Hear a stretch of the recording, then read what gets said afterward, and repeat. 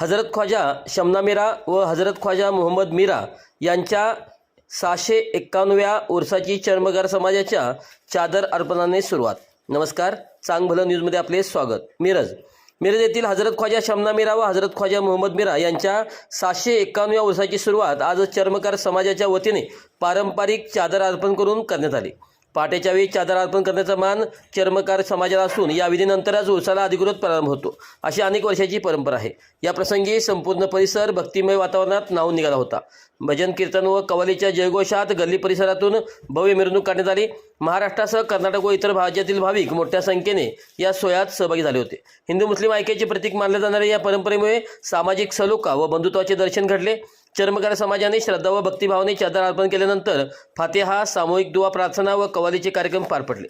उरूस काळात दरवर्षीप्रमाणे यंदाही शेकडो भाविक दर्शनासाठी येण्याची अपेक्षा व्यक्त करण्यात आली होती।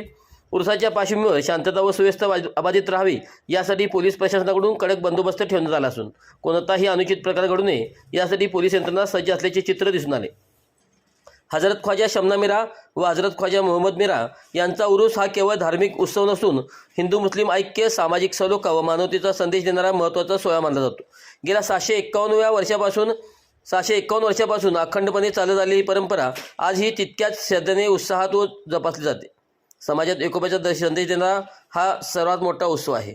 यावेळी प्रशांत सातपुते, श्रीकांत सातपुते, हिरालाल सातपुते, विशाल सातपुते, उमेश सातपुते, अनिकेत सातपुते, दयानंद सातपुते आदी मानकरी व समाज बांधव मोठ्या संख्येने उपस्थित होते।